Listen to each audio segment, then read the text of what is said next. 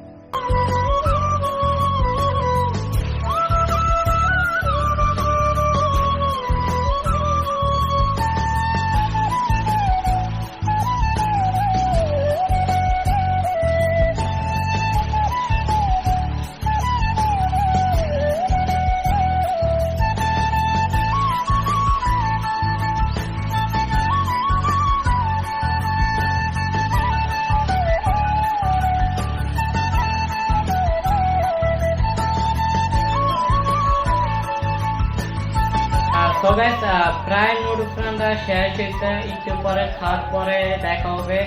আর এখন একটু ভিডিও হয়েছে, একটু এডিট করতেছি, কামও আছে আবার। তো খাওয়ার টাইমে দেখা হচ্ছে। এমন আছে আমি এই ভিডিওটা বড় করতে পারি বা লং হতে পারে, কমসে কম 3 থেকে 5 থেকে 4 মিনিটও এই ভিডিওটা হবে। তা ভিডিও শেষ পর্যন্ত দেখবা। আর এরকম ভিডিও আরো চাও কি চাও না তা অবশ্যই কমেন্টে বললো। আর এই ভিডিওতে যদি ভালো রেসপন্স আসে তো আমি রান্না করতে যাচ্ছি। তো আমি যদি তোমরা যদি দেখতে চাও আমি রান্না করতে, তো ভিডিও শেয়ার করো। তো গাইস, দেখতে পাচ্ছ নুডলস রান্না পুরো শেষ। আমি খাইতেছিলাম, আমার খেয়াল নাই যে আমার ভিডিও বানাইতে হইব। তো আমি খাইছি, অনেকটা ভালো হয়েছে। আর তোমরা বাইরে নুডলসের থেকে ঘরে নুডলস ট্রাই করবা। আর কি কথার মানে হলো, বাইরে নুডলস খাওয়ার থেকে ঘরে বানায় নুডলস খাবার তার চেয়ে 100 গুণ ভালো হবে। তো দেখি খায়া কিরকম হয়েছে, আর দেখা যাক কিরকম হতে পারে নুডলস। তো এখন আমি খাই, পিঠে ইয়া করো না, দেখো না, ঘুমাইছিলাম এতক্ষণ।